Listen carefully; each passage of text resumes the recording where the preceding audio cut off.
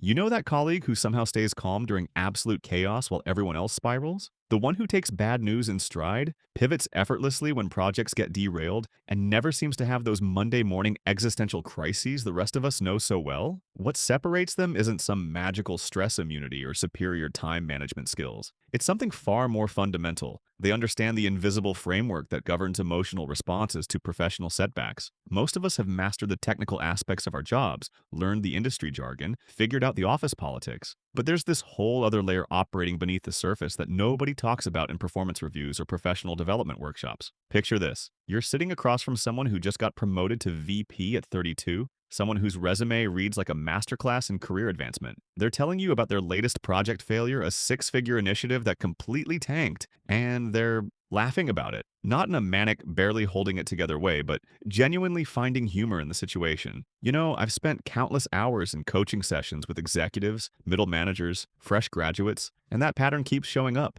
The people who thrive professionally aren't necessarily the smartest or most skilled. They're the ones who've cracked the code on something most of us never learned: how our brains actually process disappointment, setbacks, and unexpected changes. In today's workplace, where the only constant is disruption, if you're still trying to manage your emotions with surface-level techniques, you're fighting an uphill battle every single day. The stakes are too high and the pace too relentless to keep operating without this deeper understanding. What we're really talking about here is the architecture of meaning-making in professional contexts. Psychologists call it cognitive affective goal hierarchies, basically the nested layers of purpose that determine whether you experience a setback as a minor inconvenience or a career-threatening catastrophe. Think of it like Russian nesting dolls, but instead of wooden figures, each layer represents a different level of professional meaning. Your daily tasks nest inside project goals, which nest inside career objectives, which nest inside identity beliefs, which nest inside your fundamental values about what makes life worth living. When something goes wrong at work, your emotional response isn't really about the surface level problem. It's about which layer of that nesting structure feels threatened. Most professional development approaches this backwards. They focus on managing the emotional response after it's already triggered. Deep breathing exercises, positive self-talk, stress management techniques. That's like trying to fix a car engine by polishing the hood. The real leverage point is understanding why certain professional situations activate such intense emotional responses in the first place, then restructuring those underlying connections. Here's what nobody mentions in those leadership seminars. Your negative emotions at work are actually sophisticated diagnostic tools. That anxiety you feel when your boss reschedules your presentation, that frustration when a colleague takes credit for your idea, that sinking feeling when you realize you misunderstood a client's requirements, these aren't character flaws or signs of weakness. They're precision instruments calibrated to detect threats to your professional narrative structure. Take someone like, let's say you're a project manager who prides yourself on delivering everything on time. You've built your professional identity around reliability, punctuality, being the person others can count on. Then supply chain issues delay a critical component by 3 weeks. Suddenly, you're not just dealing with a logistics problem. You're facing what feels like an assault on your core professional identity. Your brain doesn't distinguish between "this project is delayed" and "I am not who I thought I was." Recent research from organizational psychology shows that professionals who understand these deeper connections between events and identity recover from setbacks 40% faster than those who don't. But here's the part that really matters. Once you see how this works, you can't unsee it. Every workplace drama, every office meltdown, every time someone seems to overreact to feedback, it all starts making perfect sense. Think back to your last disproportionate reaction at work. Maybe it was a meeting that got moved, a deadline that shifted, feedback that felt harsher than intended. In the moment, you probably told yourself you were being professional, handling it well. But later, maybe driving home or lying in bed, you found yourself replaying it, crafting better responses, feeling that familiar knot in your stomach. We joke about being triggered by certain situations or people, but what if those triggers are actually revealing something crucial about how you've structured your professional goals? What if understanding that structure could give you a completely different kind of control over your work experience? Every successful career is built on stories,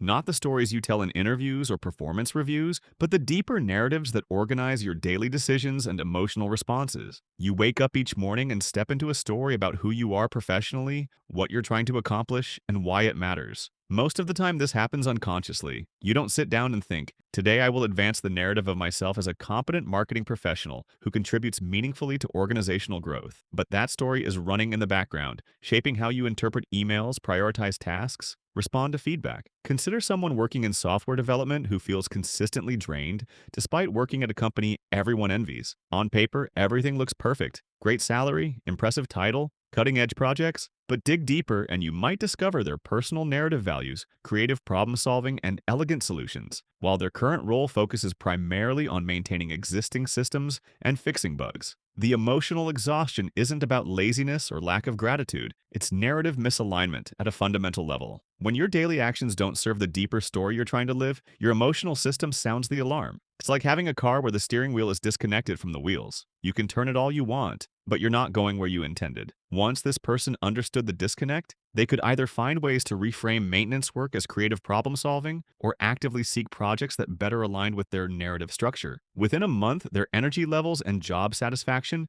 transformed completely. You know that moment when you realize you've been fighting the wrong battle? Maybe you've experienced something similar. You're early in your career, maybe your second or third job, and you lose what feels like a make or break opportunity. Could be a client, a promotion, a project you'd been counting on. The rational part of your brain knows it's not the end of the world, but the emotional response is overwhelming. You can't sleep, can't focus on other tasks. Start questioning whether you're cut out for this field at all. Friends and family try to help with the usual reassurances. Everything happens for a reason. Something better will come along. You're being too hard on yourself. But none of that touches the real pain because the real pain isn't about the opportunity itself. It's about what losing that opportunity seems to say about your story. Maybe you'd constructed a narrative where your career trajectory proved you made the right choice leaving your hometown, or showed your parents their investment in your education was worthwhile, or demonstrated you belonged in a field where you sometimes felt like an outsider. When that opportunity disappeared, it wasn't just a professional setback. It felt like your entire narrative was collapsing. But then someone asks you a simple question. What story are you telling yourself about what this means? And suddenly you can see the architecture beneath the emotion.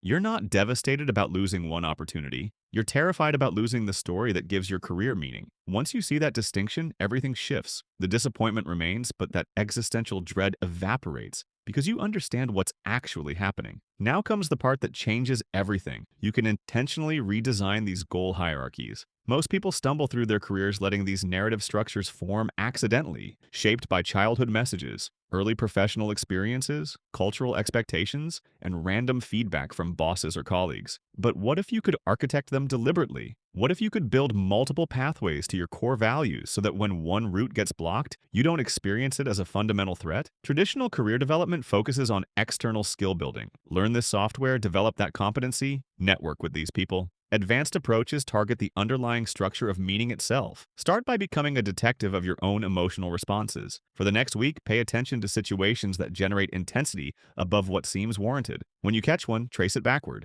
What does this situation threaten? Keep asking, why does that matter? Until you hit something fundamental, a core value, an identity belief, a deep assumption about how the world should work. For beginners, simply recognizing these connections provides immediate relief because you're no longer confused by your own reactions. For more advanced practitioners, try consciously creating alternative pathways to the same core values. If your sense of professional competence depends heavily on never making mistakes, develop other ways to demonstrate competence that don't require perfection. If your identity as a valuable team member relies on being indispensable, find additional ways to contribute value that don't require working unsustainable hours. This creates what psychologists call emotional flexibility. When obstacles appear in one pathway, you don't experience them as threats to your entire professional identity. The conversation around emotional intelligence in professional settings has evolved significantly over the past decade. While traditional management training still emphasizes emotional regulation, essentially teaching people to suppress or manage their reactions, cutting-edge leadership development now focuses on emotional architecture.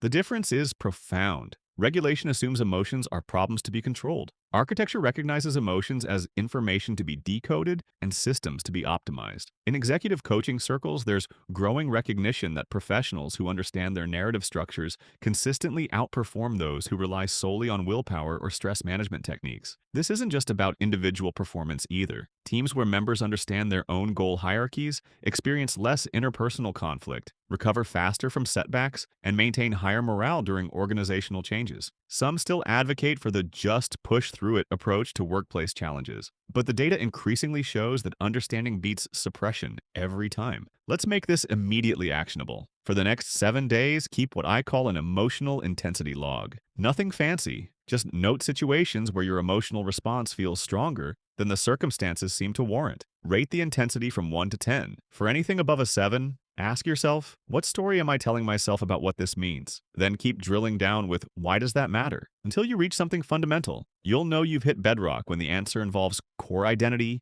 deep values, or fundamental beliefs about how life should work. Once you've identified the deeper threat, create alternative pathways to the same underlying value. If a rejected proposal threatens your sense of competence, identify 3 other ongoing projects that also demonstrate competence. If a difficult colleague challenges your identity as someone who gets along with everyone, find other relationships that affirm your collaborative nature. This immediately reduces the emotional pressure on any single professional pathway because you've created redundancy in your meaning-making system. The goal isn't to eliminate emotional responses, they're valuable information. The goal is to ensure your emotional responses are proportionate to actual threats, rather than amplified by hidden narrative vulnerabilities. At CreativeView.coach, we've developed an AI coaching platform specifically designed to help you navigate these goal hierarchies in real time. Through daily personalized conversations, your AI coach helps you identify emotional patterns as they emerge, uncover the narrative structures driving your reactions, and systematically build more resilient meaning-making systems. The 30-day challenge transforms these concepts from interesting theories into daily practices that fundamentally reshape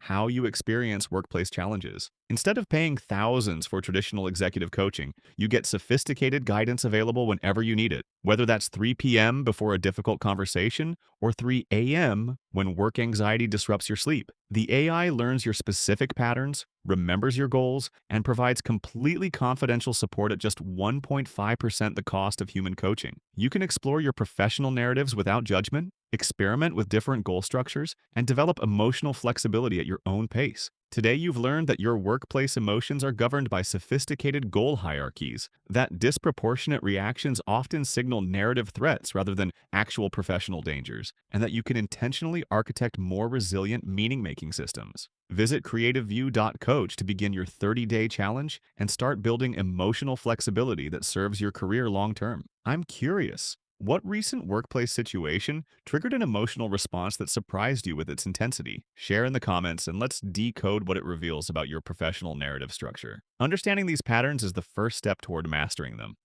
Thanks for investing this time in understanding the invisible architecture that shapes your professional experience. Next week, we'll explore how to align your daily task management with your highest order goals, an approach to productivity that actually sustains motivation instead of depleting it. Remember, your emotions aren't interruptions to your professional performance. They're sophisticated guidance systems pointing toward deeper truths about what matters to you and how you've structured your career narrative. The professionals who thrive long-term aren't the ones who suppress these signals. They're the ones who learn to read them accurately and respond strategically. See you next time for more insights into the psychology of professional success.